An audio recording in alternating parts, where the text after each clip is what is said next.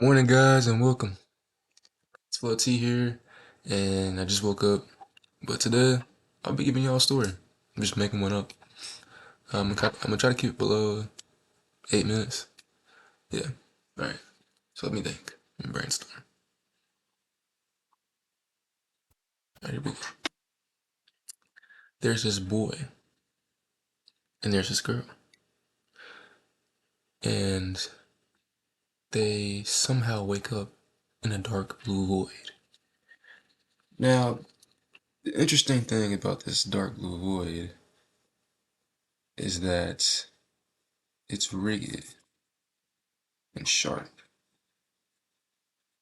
almost as if it's a pentagon or some sort of weird shape.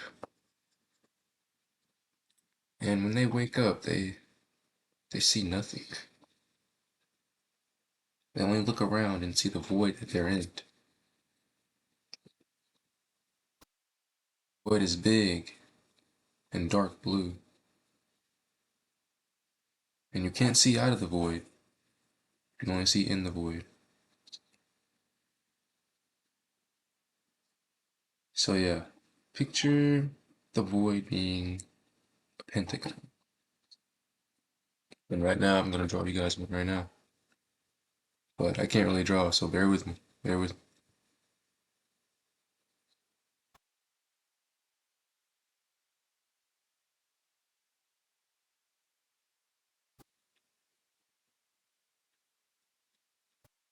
Picture the void being in this pentagon right here. You guys see that? Picture the void being in this pentagon. Now, as they travel throughout this void and venture through it, trying to find their way out, they come across this big rock. Now, the interesting thing about this rock is not that it's a rock, but that it's a big one. It's because it's a white rock. A white rock. And this white rock is sort of shaped like this. This is the white rock, but picture it 4 times bigger, enough for where they can sit on it together. And so they go and sit on the rock, and they brainstorm things. And when they try to talk to each other, they can't hear each other. Their faces light up in shock. They're like, "What? How can I not hear you? We're sitting right beside each other." But in the dark blue void, you can't hear anything, and there's nothing to see. You can't smell anything. You can't really feel anything. As they go and try to touch each other, they don't even feel each other. They can only see each other in the endless void, in the white rock. And so, as they sit on the rock, they try and think of ways to communicate with each other. The girl somehow knows sign language, so she tries that, but the man doesn't know sign language, or the boy doesn't know sign language. And so, as they sit on this rock, they're like, wait, the guy knows Morse code. So he tries it on the girl. But the girl only knows a little bit of Morse code. And so, the boy realizes that, and he's able to tell the girl what's her name. And so she responds back with a little simplified version of her name, which is Anne. And so the boy replies, "My name is," what should the boy's name be? Hmm, Locke. No, no, no. My name is, oh,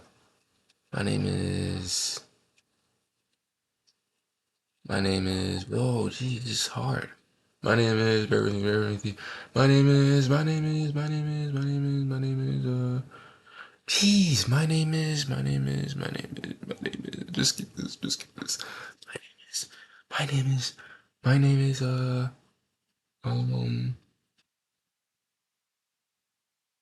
my name is, let's just say the boy forgot his name, and that what he replies with is, "My friends call me Silk." And the girl was able to pick up on that. And so they know each other's names, Anne and Silk, but they don't know how they got there or what to do. And so they get up off the rock and they venture through the void even more. Now, as they venture more and more into the void, it gets darker, seamlessly darker. So picture the void with every 10 inches or so, well, not 10, maybe with every like 20 feet or so, it gets darker.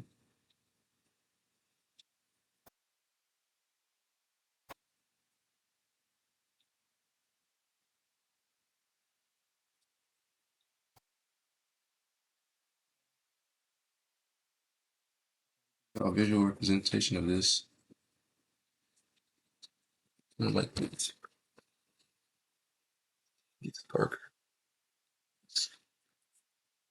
and they're able to see each other less. And so, as it gets darker, they stop, pause, and they're like, we need something. We can't just venture through here. Well, they both think that we need something. We can't just venture through here without seeing each other. And so, the guy says in Morse code, let me go without you. But the girl doesn't understand. So the guy says, are you okay by yourself? But the girl understands that. So she's like, yes. And then she Morse codes to him, what are you doing? And he says, venturing. But she doesn't understand that. But he goes, he runs through the darkness, and the girl pulls out her hand, but it doesn't turn around. So he goes into there, and the girl, she goes back to the White Rock.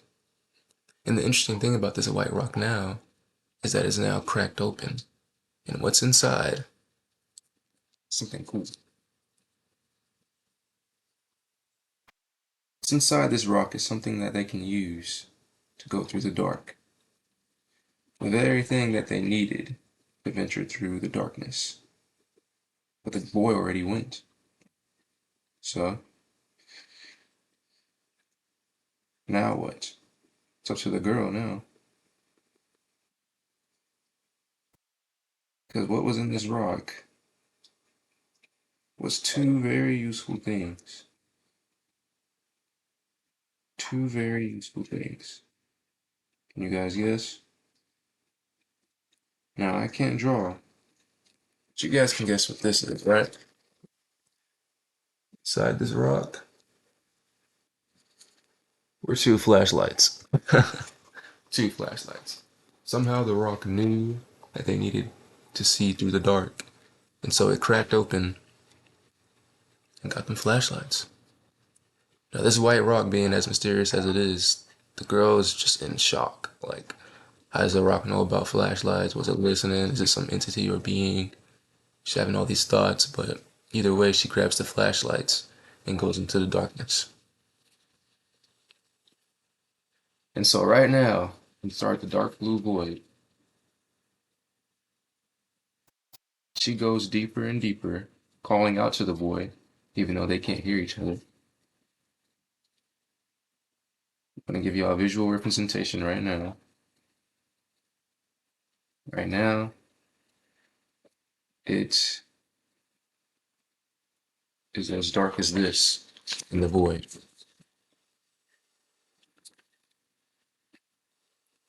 But the girl has her flashlights. She has one shining frontward and the other shining a little bit downward.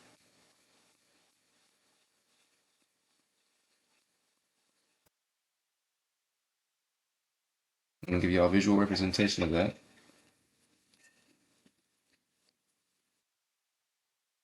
For this, flashlights.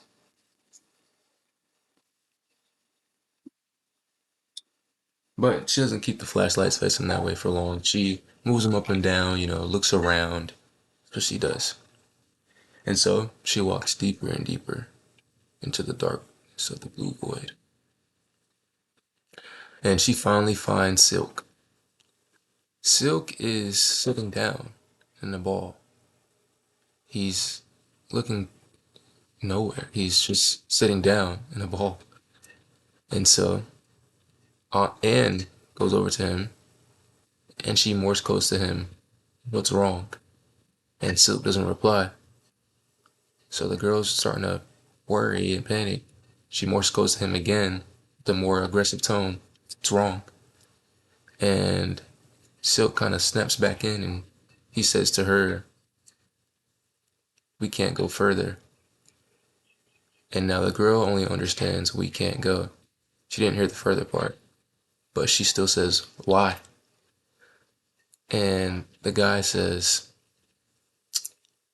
"We just can't." And then the guy Morse goes to her, "Where'd you get flashlights from?"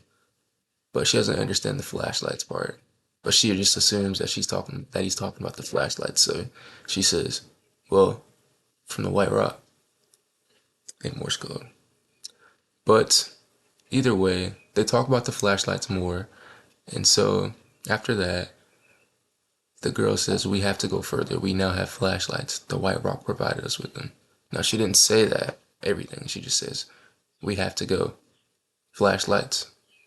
Flashlights. Help." And the guy says, "Well, maybe it'll make a difference."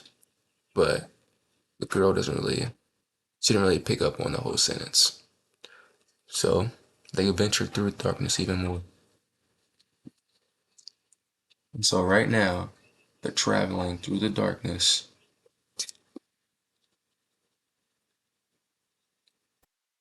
Let's just say that as they go deeper and deeper, they're at this point now. All right. And so as they keep walking, the guy runs into something. And he shines his flashlight on it, and it's a nothing. It's nothing. And he tries to go and touch it, and it's like some type of force field, some type of wall. And he doesn't know why the wall's there or what's going on. He just knows that he can't get through this wall.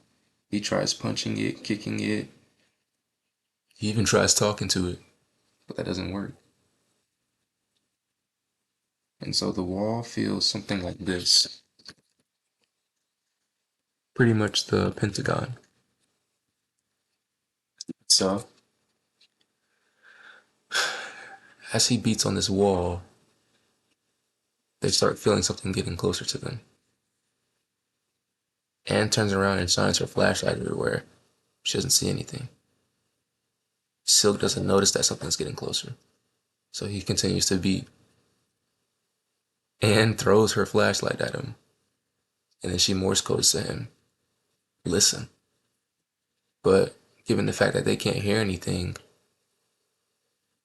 well, alright, alright. They can feel the ground, but they can't feel each other. Anyway. So given the fact that they can't hear anything, Silk was like, "What?" And so Silk still just, looks out, uses his flashlight, but they don't feel or see anything anymore. So John goes back to trying to figure out a way to get through this wall or force field. So he beats on it again and he shines his flashlight through it. And when he shined his flashlight through it for the second time, he started to notice some cracks in the wall. But these cracks weren't some ordinary cracks. They were in weird symbols and signs. These cracks weren't the ordinary cracks. It was like it was trying to give a message of some sort. But the boy didn't understand. Silk didn't know what was going on. And so he tried signaling Anne to see if she could see what was going on or to crack this code. But she didn't know. So the cracks look sort of like this. So it looks like splotches, but just picture it being more in like a hieroglyphic word or something like that. Picture that. Picture that. While it's in the crack form. And so, um, they run their fingers along the hieroglyphics. And as they do that, it shines. The hieroglyphic starts to glow. And when they look back at each other, they start to fade away. And so right now, they're fading. They're panicking what's going on. They don't know what's going on. But as they're fading away, they start to be able to hear each other. And they call out to each other's names. And so they reach for each other and they feel each other's fingertips. And then they fade out.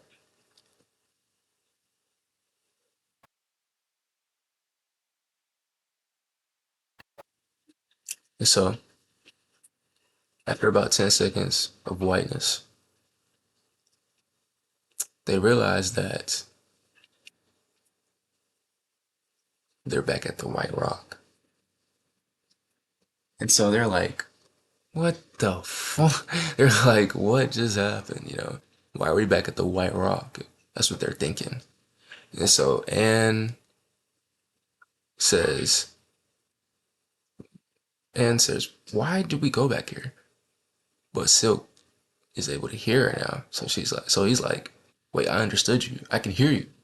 And Anne goes, wait, I can hear you too. And they're like, what? And then they go and dap each other up and they hug. And it's just like, what? And so after they do their little celebration, they realize something's going on with this white rock. And so they use their flashlights and chip a piece of the white rock off. And they look at it, and it has hieroglyphics inside. And now Silk says to Anne, how did you not notice this? And Anne goes, oh no, I was ready to get out of here. And so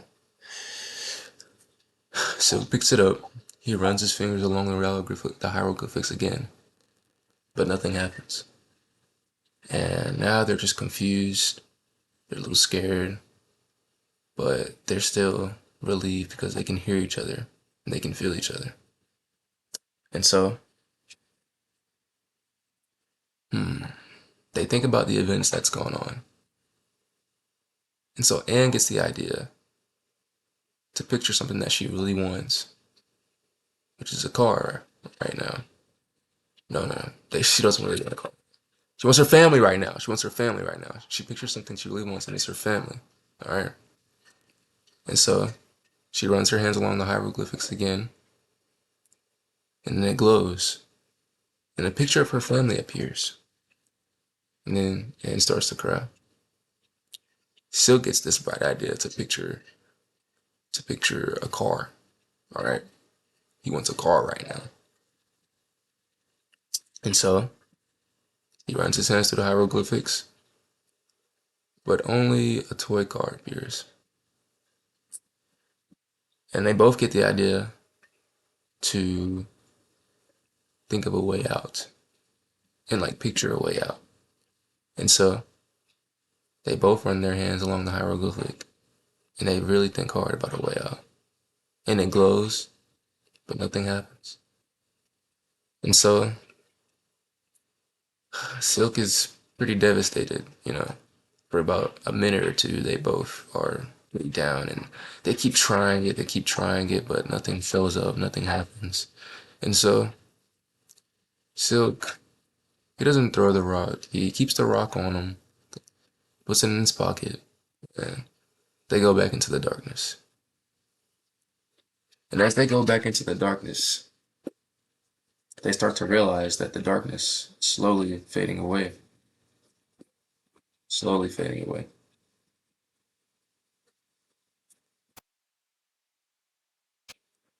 So picture the darkness slowly fading like this. As they're walking through, they're like, what's going on? The darkness is fading, but how are we not fading?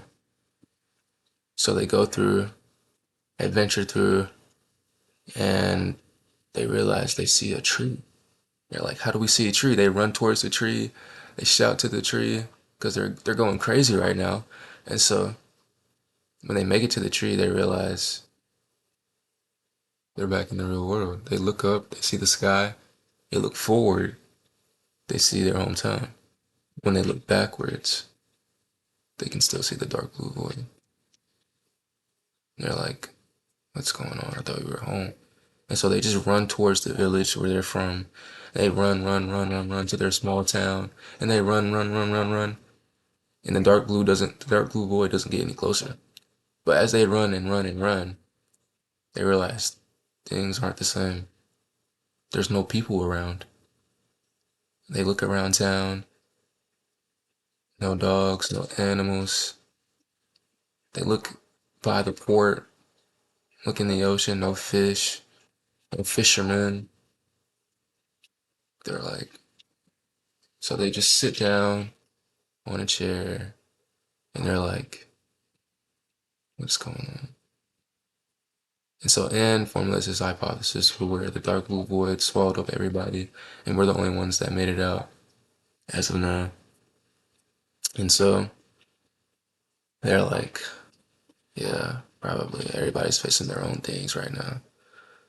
And yeah. And so they both try to remain calm and just celebrate the fact that they're home, but nobody else is with them right now. And so they get this, well, Silk gets this idea to go back into the void and try to find other people. But Anne doesn't want to do that. But then Silk talks about Anne's family and stuff like that. You know, her brother would miss her. What if they die? What if a monster gets them or something? And so Anne starts to feel like she should go back in. But before they go back in, they gather supplies, anything they might need for this journey. And so Silk gets the idea to go back into the void on the other side. Right?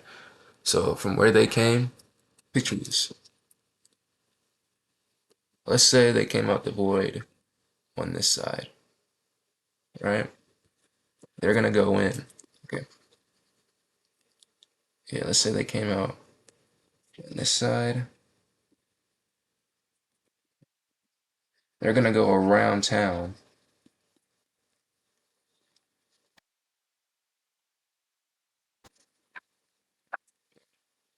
Let's say they came out on this side, right? They're gonna go around town, go back in on this side.